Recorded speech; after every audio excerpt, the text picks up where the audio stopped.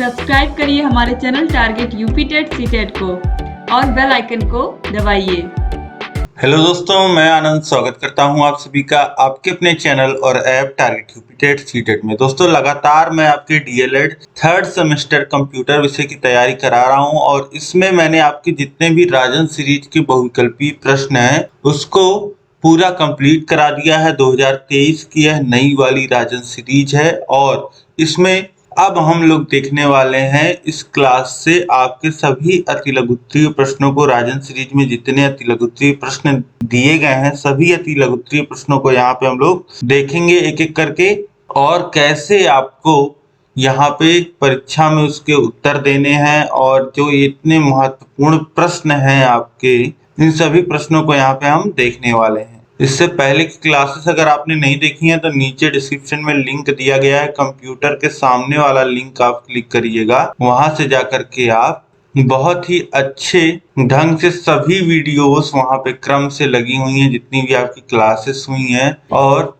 जितने भी आपके राजन पवन सीरीज की क्लासेस हैं और जितने भी आपके प्रीवियस ईयर क्वेश्चन पेपर हैं सभी जो है वह वहां पे उपलब्ध हैं। आपकी मास्टर क्लास भी उपलब्ध है। तो इस तरीके से आप बहुत ही अच्छी तैयारी कर सकते हैं अपने डीएलएड थर्ड सेमेस्टर के कंप्यूटर विषय की, और साथ ही साथ सभी विषयों का लिंक नीचे दिया गया है, वहां से जाकर के आप जब चाहें जिस विषय का बहुत ही बेहतर ढंग से पढ़ाई कर सकते हैं। तो चलिए अब स्टार्ट करते हैं हम बहुविकल्पी प्रश्नों को। देखिए प्रश्न संख्या 1 है, विकिपीडिया से क्या आशय है। तो देखिए विकिपीडिया, सबसे पहले तो लिखिए विकिपीडिया एक वेबसाइट है। ठीक, विकिपीडिया एक वेबसाइट है और यह वेबसाइट जो है वह मुफ्त में ज्ञान, किसी भी व्यक्ति वस्तु विषय के बारे में, इतिहास के बारे में जानकारी प्रदान करती है। ये अपनी भाषा में आप लिख सकते हैं। यहाँ पे देखिए लिखा गया है विकिपीडिया एक मुक्त ज्ञान कोश है जो दुनिया भर के योगदानकर्ताओं द्वारा संपादित किया जाता है। यह बहुभाषी वेब आधारित मुक्त सामग्री ज्ञानकोश परियोजना है। तो इस तरीके से आप समझ पा रहे हैं कि यह एक तरीके से मुक्त ज्ञान कोश का काम करता है और विभिन्न जानकारियां प्रदान करता है किसी भी व्यक्ति, वस्तु, स्थान, घटना के विषय में। ठीक, यह आप लिख सकते हैं। इसके बाद देखिए प्रश्न संख्या 2 है, मुक्त शैक्षिक डिजिटल संसाधनों का नाम उल्लेख करिए। मतलब ऐसे शैक्षिक डिजिटल साधन जिससे आप आसानी से पढ़ाई कर सकते हैं। तो ये एग्जाम्पल्स हैं ई बुक और वेब पोर्टल्स। ई बुक मतलब कि जैसे आपकी किताब होती है वैसे ये पीडीएफ फॉर्म में, ई बुक के फॉर्म में किताब होती है, और ये वेब पोर्टल्स आपको पता है कि ये वेबसाइट।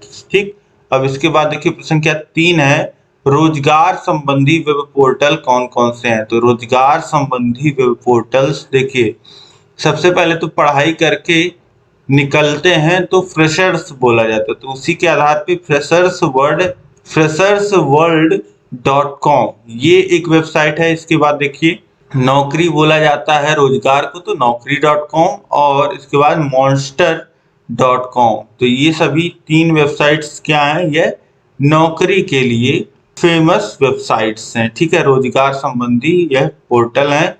अब इसके बाद देखिए प्रश्न संख्या 4 है, कुछ ऑफिस कार्य संबंधी सॉफ्टवेयरों के नाम बताइए। ऑफिस कार्य संबंधी सॉफ्टवेयरों के नाम बताइए। तो MS Word, MS Excel, MS PowerPoint, MS package के जितने भी सॉफ्टवेयर हैं ये सभी ऑफिस कार्य में काम आते हैं। इसके बाद देखिए प्रश्न संख्या 5 है, कार्यालय में MS वर्ड का एक कार्य बताइए। कार्यालय में MS वर्ड का एक काम बताइए। तो कार्यालय में MS वर्ड का काम होता है कार्यालयी पत्र तैयार करना। MS वर्ड का काम क्या है, कार्यालयी पत्र तैयार करना, कोई रिपोर्ट तैयार करना, इस तरीके से आप बता सकते हैं। अब इसके बाद देखिए प्रश्न संख्या 6 है, सूचना एवं संचार प्रौद्योगिकी के कौन कौन से साधन हैं। आईसीटी के साधन कौन कौन से हैं। तो देखिए आईसीटी इंटरनेट के माध्यम से, वीडियो डिस्क के माध्यम से,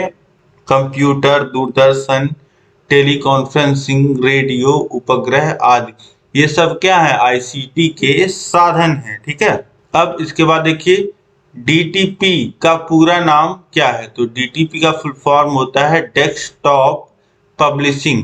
अब यह देखिए डीटीपी से आप क्या समझते हैं? तो डीटीपी एक तरीके का एप्लीकेशन सॉफ्टवेयर होता है, एक एप्लीकेशन सॉफ्टवेयर होता है जो डॉक्यूमेंट्स को पब्लिश करने के प्रयोग में लाया जाता है। यह जनरली कोई भी पब्लिकेशंस होती हैं, आपको पता है, जो किताब छापने का, किताब के प्रकाशन का काम करती हैं, वहां पे कार्य में लाया जाता है। ठीक, अब इसके बाद देखिए प्रश्न संख्या 9 है, हाइपरलिंक से आप क्या समझते हैं? हाइपरलिंक से आप क्या समझते हैं? देखिए किसी पेज या दस्तावेज को उसी अथवा किसी अन्य दस्तावेज से जोड़ना हाइपरलिंक कहलाता है। ठीक है, तो कोई पेज आप देखते हैं, कोई वेबसाइट आपने खोला हुआ है और उस वेबसाइट पेज पे भी कुछ लिंक्स आपको मिल जाते हैं, तो जो किसी अन्य पेज पे, जिस पे क्लिक करने पे किसी अन्य पेज पे आप रिडायरेक्ट हो जाते हैं, कोई अन्य पेज खुलता है, तो यह जो लिंकिंग वाला प्रोसेस होता है उसे क्या कहते हैं? Hyper link. ठीक, अब इसके बाद देखिए प्रश्न क्या 10 है, इंटरनेट पर भेजे जाने वाले अपशब्द को हम क्या कहते हैं? यह हमने बहुविकल्पी प्रश्नों में भी पढ़ा है, जिसे हम लोग फ्लेम या फ्लेमिंग या रोस्टिंग कहते हैं। अब इसके बाद देखिए प्रश्न क्या 11 है, एमटीएमएल का पूरा नाम लिखिए। ये एमटीएमएल नहीं, ये एचटीएमएल है, बहुविकल्पी में भी गलत प्रिंट हुआ था।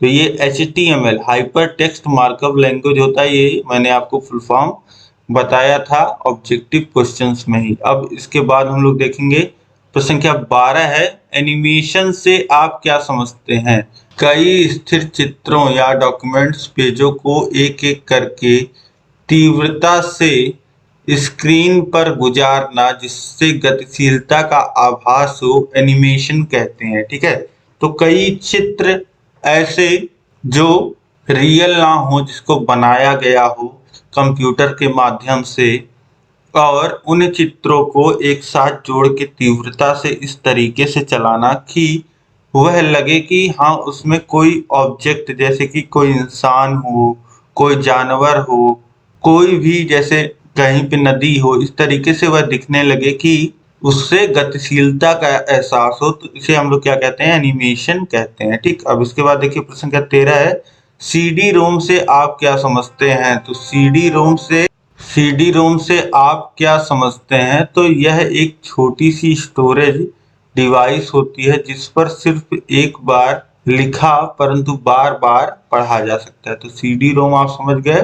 सीडी रोम क्या है? कॉम्पैक्ट डिस्क, इसका फुल फॉर्म हमने पढ़ा था, compact disc read only memory. और यह क्या होती है? एक छोटी सी स्टोरेज डिस्क होती है जिस पर सिर्फ एक बार लिखा जा सकता है परंतु बार बार पढ़ा जा सकता है। इसके बाद देखिए प्रश्न क्या 14 है, सीडी रोम का पूरा नाम लिखिए। देखिए नेक्स्ट क्वेश्चन आ ही गया। तो सीडी रोम का पूरा नाम मैंने आपको बता दिया, compact disc read only memory होता है। इसके बाद देखिए प्रश्न क्या 15 है, डीवीडी का पूरा नाम क्या है? तो डीवीडी यानी कि डिजिटल वर्सेटाइल डिस्क या डिजिटल वीडियो डिस्क भी कहीं कहीं लिखा मिल सकता है, लेकिन जनरली जो सबसे सटीक है वह डिजिटल वर्सेटाइल डिस्क ही है। ठीक, अब इसके बाद देखिए प्रश्न क्या 16 है, डेस्कटॉप क्या होता है? तो डेस्कटॉप कंप्यूटर स्क्रीन होता है जो कंप्यूटर के चालू करने के पश्चात दिखाई देता है। तो डेस्कटॉप इस तरीके से भी लिख सकते हैं आप, डेस्कटॉप कंप्यूटर हार्डवेयर का एक भाग होता है जिसपे कंप्यूटर के द्वारा प्रोसेस की गई जानकारी दिखती है। ठीक है, और यह कंप्यूटर आउटपुट का भाग होता है। ठीक, अब इसके बाद देखिए प्रश्न के 17, वह मेमोरी जिसमें संग्रहित डेटा पावर सप्लाई बंद किए जाने पर भी बना रहता है क्या कहलाता है? वह मेमोरी जिसमें संग्रहित डेटा पावर सप्लाई बंद किए जाने पे भी बना रहता है, ऐसी मेमोरी को हम लोग बोलते हैं नॉन वोलाटाइल मेमोरी। वोलाटाइल का मतलब होता है जो उड़ जाता हो। ठीक, तो नॉन वोलाटाइल मतलब जो उड़ता नहीं हो।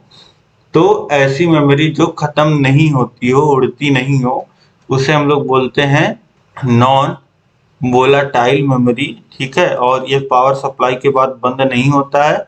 और ऐसी मेमोरी में कौन सा आता है? ऐसी मेमोरी में रोम आता है, read only memory, secondary memory आता है। ठीक है, तो इस तरीके से अब नेक्स्ट क्वेश्चन हम लोग देखेंगे। प्रश्न संख्या 18 है, पेन ड्राइव क्या होता है? तो यह एक इलेक्ट्रॉनिक मेमोरी डिवाइस है जिसे कंप्यूटर के यूएसबी से जोड़ करके उपयोग किया जा सकता है। तो आप समझ गए पेन ड्राइव क्या है। यह एक इलेक्ट्रॉनिक डिवाइस है जिसे कंप्यूटर के यूएसबी से जोड़ करके उपयोग किया जा सकता है और यह मेमोरी स्टोर करने में काम में आती है और यह नॉन वोलाटाइल मेमोरी होती है। यह भी आप लिख सकते हैं। कंप्यूटर में पावर कट से इसमें कोई फर्क नहीं पड़ता है। ठीक है, अब इसके बाद देखिए प्रश्न संख्या 19 है, प्रोटोकॉल से आप क्या समझते हैं? तो नियमों का वह समूह जो दो कंप्यूटर के बीच डेटा संचरण में सहायक होता है प्रोटोकॉल कहलाता है। प्रोटोकॉल का मतलब होता है नियम।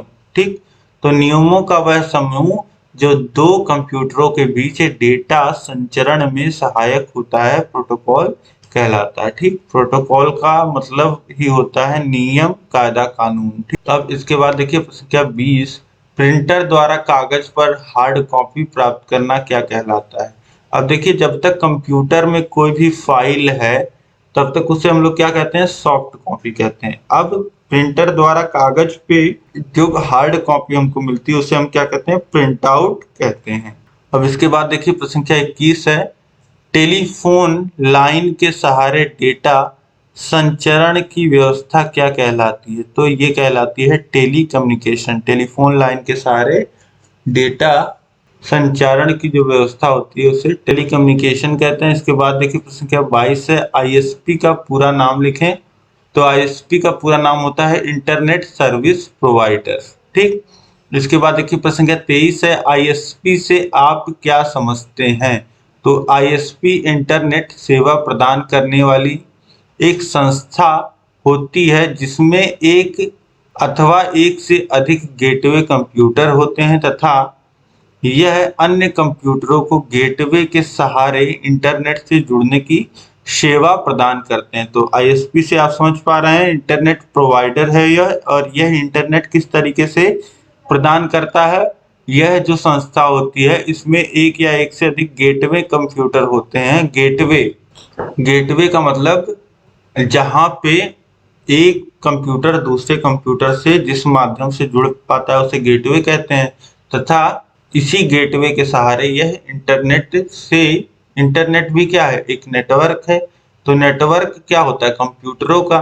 तो एक को जब दूसरे से कनेक्ट कर दिया जाता है, जब एक दूसरे को में डेटा पहुंचा पाता है तो यह जो बड़ा नेटवर्क हो जाता है यह इंटरनेट हो जाता है। ठीक, तो इस तरीके से इंटरनेट प्रोवाइड करते हैं। ठीक है, इसके बाद देखिए प्रश्न संख्या 24 है, कीबोर्ड पर बटन दबाने की प्रक्रिया को हम क्या कहते हैं? तो इसे कीबोर्ड पे कोई भी बटन आप प्रेस कर रहे हैं तो इस क्रिया को की स्ट्रोक कहते हैं। ठीक, इसके बाद देखिए प्रश्न संख्या 25 है, किसी कंप्यूटर पर कार्य प्रारंभ करने के लिए प्रोग्राम में जाने की प्रक्रिया क्या कहलाती है? ठीक है, तो यह जो होता है किसी भी कंप्यूटर पर कार्य प्रारंभ करने के लिए प्रोग्राम में जाने की जो प्रक्रिया होती है वह लॉगिन कहलाती है। ठीक है, लॉगिन वर्ड बहुत ही कॉमन है, आप सभी लोग समझ पा रहे होंगे। प्रश्न संख्या 26 है, किसी कंप्यूटर पर कार्य समाप्त करने के लिए प्रोग्राम से बाहर आने की प्रक्रिया, ये भी लॉगिन ऑफ या लॉग आउट। ठीक, अब इसके बाद देखिए प्रश्न संख्या 27 है, इंटरनेट एक्सप्लोरर क्या होता है? तो इंटरनेट एक्सप्लोरर एक सॉफ्टवेयर होता है जो इंटरनेट पर वेबसाइट को खोजने की प्रक्रिया को आसान बनाता है। या आप लिख सकते हैं इंटरनेट एक्सप्लोरर वेबसाइट ब्राउज़र है जो विभिन्न वेबसाइट को इंटरनेट पर खोजने, उनको खोलने में मदद करता है। ठीक, अब इसके बाद देखिए प्रश्न संख्या 28 है, भारत की सबसे बड़ी सॉफ्टवेयर कंपनी का क्या नाम है? तो सबसे बड़ी सॉफ्टवेयर कंपनी की अगर हम बात करें तो यह है टाटा कंसल्टेंसी सर्विसेज, जिसे शॉर्ट फॉर्म टीसीएस भी बोला जाता है। ठीक, टाटा कंसल्टेंसी सर्विसेज। अब इसके बाद देखिए नेक्स्ट क्वेश्चन प्रश्न संख्या 29 है, आधुनिक कंप्यूटर विज्ञान का जनक किसे कहते हैं? तो आधुनिक कंप्यूटर विज्ञान का जनक एलन ट्यूरिंग को कहते हैं। ठीक, अब इसके बाद देखिए अगला प्रश्न प्रश्न संख्या 30 है, माया क्या है? तो माया एक 3D 3 डायमेंशनल प्रकार का सॉफ्टवेयर है जिसका प्रयोग चलचित्रों एवं वीडियो गेम में विशेष प्रभाव डालने के लिए किया जाता है। आपको विशेषकर आप देखिए, माया एक सॉफ्टवेयर है जिसका जो काम होता है वह 3D एनिमेशन का होता है। ठीक, इसमें क्या होता है, विभिन्न प्रकार की जगहों को बनाया जाता है, जगहों में उसमें विभिन्न प्रकार के कैरेक्टर्स को डाला जाता है और विभिन्न प्रकार के जो भी वस्तुएं आप चाहते हैं उनको डाला जाता है माया के द्वारा, जिसको एनिमेट किया जाता है। ठीक है, यह एनिमेशन का सॉफ्टवेयर है। इसके बाद देखिए प्रश्न संख्या 31 है, सर्वप्रथम वेबसाइट के निर्माण का श्रेय किसको दिया गया? सबसे पहले वेबसाइट का निर्माण का श्रेय किसको दिया गया? तो यह टिम बर्नर्स-ली को सर्वप्रथम वेबसाइट निर्माण का श्रेय दिया गया। ठीक, अब इसके बाद देखिए संख्या 32 है, यूपीएस का पूरा नाम लिखें। तो यूपीएस होता है uninterrupted power supply. Uninterrupted power supply होता है यूपीएस। अब यूपीएस जो लोग नहीं जानते हैं, यूपीएस होता है कंप्यूटर के साथ में लगा हुआ एक छोटा सा पावर सप्लाई जो थोड़े समय का बैकअप देता है, जिससे कंप्यूटर जो है लाइट जाने के बाद अचानक बंद ना हो। जब बिजली चली जाए तो अचानक से आपका कंप्यूटर बंद ना हो, उसके लिए दिया रहता है यूपीएस। उसके साथ लोग यूपीएस लगाते हैं। ठीक है, अब इसके बाद देखिए प्रश्न संख्या 33 है, वायरस क्या होता है? तो वायरस एक छोटा अवैध प्रोग्राम होता है जिसे एक्टिव करने पर वह कंप्यूटर सॉफ्टवेयर तथा सूचनाओं पर बुरा प्रभाव डालता है। ठीक है, तो वायरस क्या है? एक अवैध प्रोग्राम है जो आपके कंप्यूटर को नुकसान पहुंचाता है, उसमें उपस्थित फाइलों को नुकसान पहुंचाता है, आपके कंप्यूटर को स्लो डाउन करता है, आपके कंप्यूटर के कार्य करने की जो क्षमता होती है उसको कम कर देता है। कैसे कम कर देता है? वह आप जो कंप्यूटर की क्षमता है उसमें वो भी काम करने लगता है। तो कंप्यूटर की क्षमता तो लिमिटेड है, एक सीमित है कि हाँ इतने ही तेजी से कंप्यूटर काम कर सकता है। ऐसे आप लोग सोचिए कि आपकी गाड़ी जो है वह आप 50 की स्पीड से भगा सकते हो, लेकिन अगर कोई गाड़ी पीछे बांध दी जाए, वह आपकी गाड़ी को खींचने लगे, ठीक है, या आप दौड़ रहे हो तो पीछे से आपको कोई खींचने लगे तो आपकी स्पीड कम हो जाएगी। वैसे ही यह कंप्यूटर को पे नेगेटिव इफेक्ट डालता है और यह स्लो डाउन कर देता है कंप्यूटर को। इसके बाद देखिए प्रश्न संख्या 34 है, वेब पेज किसे कहते हैं? तो वर्ल्ड वाइड वेब पर आधारित प्रत्येक पृष्ठ वेब पेज कहलाता है। ठीक, अब वेब पेज क्या होते हैं?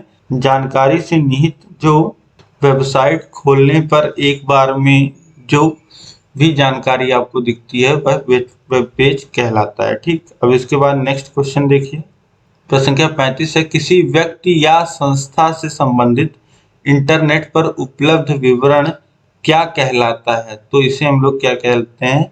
वेबसाइट कहते हैं। ठीक है, अब इसके बाद नेक्स्ट क्वेश्चन हम देखेंगे प्रश्न संख्या 36 है, किसी दो वेब ब्राउजर का नाम लिखें। तो वेब ब्राउजर, दो वेब ब्राउजर का यहाँ पे आपको नाम बताना है।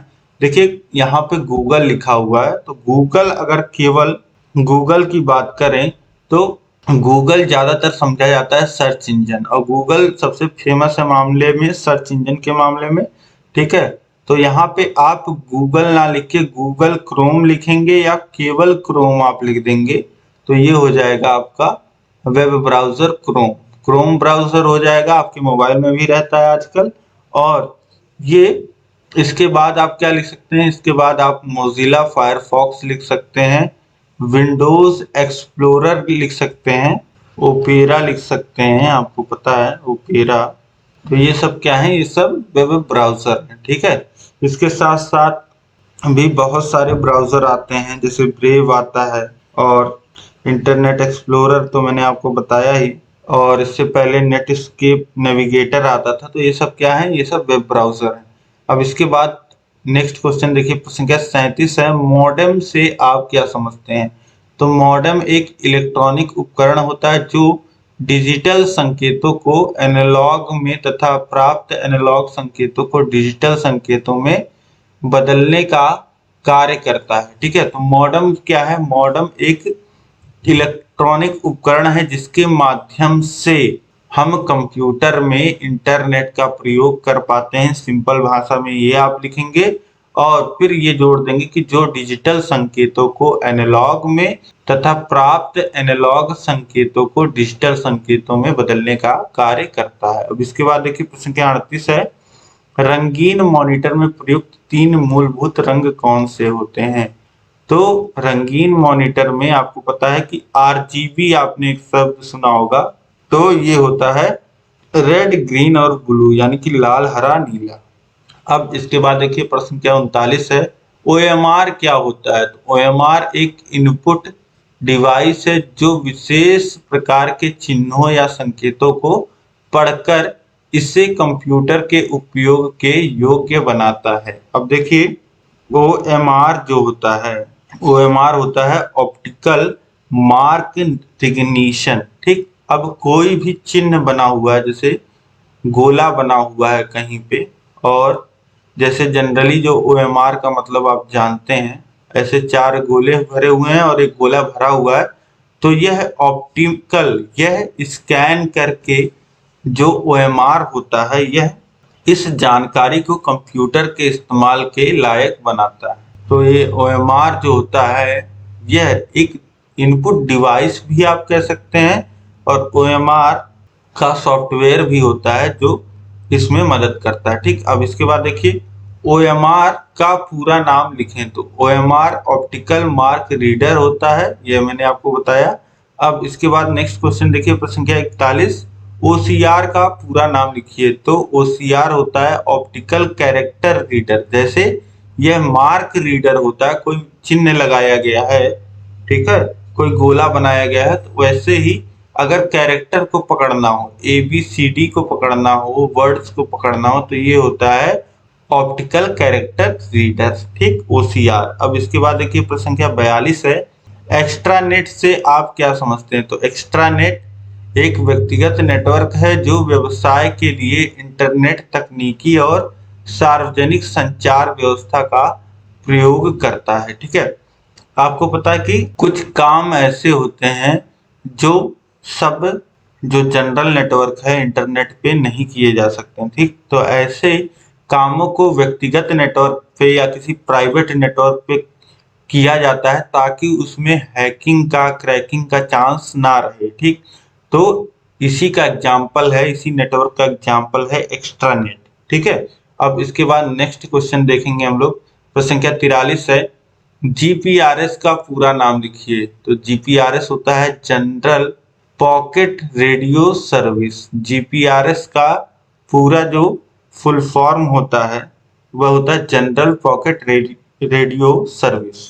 अब इसके बाद देखिए नेक्स्ट क्वेश्चन प्रश्न संख्या 44, GPRS से आप क्या समझते हैं? तो GPRS वायरलेस द्वारा मोबाइल फोन से इंटरनेट सुविधा का प्रयोग करने की तकनीकी होती है। तो GPRS यह एक तकनीकी होती है जिसके माध्यम से मोबाइल में इंटरनेट की जो सेवा है वह ली जा सकती है। ठीक है, तो यह मोबाइल डेटा सर्विस है। ठीक है, अब इसके बाद देखिए प्रश्न संख्या 45 है, कंप्यूटर सिस्टम के उस मुख्य पटल को हम क्या कहते हैं जिससे सभी उपकरण लगाए जाते हैं? तो मुख्य पटल जो होता है जहां पे सभी कनेक्ट होते हैं उसे मदरबोर्ड बोला जाता है। ठीक है, आपने CPU में देखा होगा एक इस तरीके का बोर्ड होता है आयताकार, वह उसी को क्या कहते हैं, उस पे सभी चीजें कनेक्ट होती हैं। ठीक है, उसे क्या बोलते हैं? मदरबोर्ड कहते हैं। उसी पे प्रोसेसर होता है, उसी पे रैम रोम होता है और उसी पे पावर सप्लाई, सारी चीजें आपस में कनेक्ट होती हैं। ठीक, अब इसके बाद देखिए प्रश्न संख्या 46 है, मॉडेम का पूरा नाम क्या है? तो मॉडेम का पूरा नाम होता है मॉड्यूलेटर डीमॉड्यूलेटर। ठीक है, मॉडेम का पूरा नाम होता है मॉड्यूलेटर डीमॉड्यूलेटर। MO से होता है, MO से होता है मॉड्यूलेटर, DEM से डीमॉड्यूलेटर होता है। ठीक है, डीमॉड्यूलेटर। ठीक, इस तरीके से आप समझ गए होंगे मॉडेम। अब इसके बाद देखिए प्रश्न संख्या 47 है, पासवर्ड से आप क्या समझते हैं? तो वह गोपनीय कोड जो कुछ प्रोग्रामों में प्रविष्टि प्रतिबंधित करता है पासवर्ड कहलाता है। ठीक है, तो आसान भाषा में आप ऐसे लिख सकते हैं कि वह गोपनीय कोड जिसके माध्यम से किसी भी प्रोग्राम में जो अनजान लोगों की प्रविष्टि प्रतिबंधित होती है उसे पासवर्ड कहते हैं। तो इस तरीके से दोस्तों आप समझ पा रहे होंगे।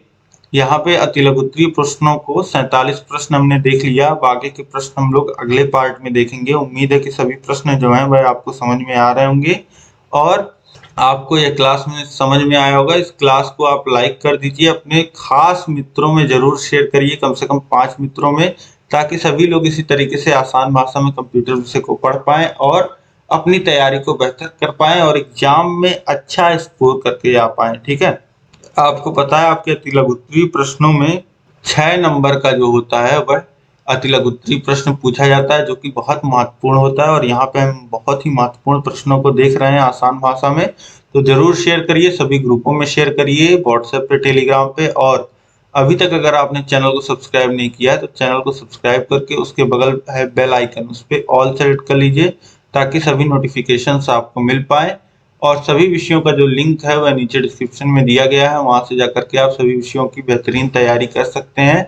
और कम समय में आप बहुत ही अच्छे ढंग से तैयारी करना चाहते हैं, बिना डिस्टरबेंस के, बिना किसी प्रचार के, और सभी सुविधाएं प्राप्त करके, मतलब चैप्टर वाइज आपको सभी सब्जेक्ट की क्लासेस मिल जाएंगी। उसके बाद टेस्ट मिल जाएगा, आपको प्रीवियस ईयर क्वेश्चन पेपर मिल जाएगा। ठीक है, प्रीवियस ईयर क्वेश्चन पेपर मिल जाएगा और राजन पवन सीरीज की क्लासेस, राजन और पवन सीरीज के पीडीएफ, दोनों सीरीज का पीडीएफ, हैंड रिटन नोट्स का पीडीएफ और मास्टर क्लास, ये सारी चीजें सुविधाएं आपको मिलेंगी हमारे app target UP TET CTET channel के नाम से। ये ऐप है, ऐप को डाउनलोड करिए, नीचे डिस्क्रिप्शन में लिंक दिया गया है ऐप का, वहां से जाकर के आप बिल्कुल बेहतरीन ढंग से कम समय में अपने 3rd सेमेस्टर की तैयारी कर पाओगे, एक नाम मात्र के फीस से, और बहुत अच्छा स्कोर करके आओगे, 95% प्लस स्कोर करके आओगे। तो इस तरीके से आप ऐप को जरूर डाउनलोड करिए, वहां पे 3rd सेमेस्टर कोर्स में एनरोल होइए और कहीं कोई दिक्कत आए तो आप कांटेक्ट करिए। कांटेक्ट नंबर है 7705 95 45 49, ये नंबर है। ठीक, अब इस क्लास में अंत तक बने रहने के लिए आप सभी लोग का बहुत बहुत धन्यवाद। जय हिंद।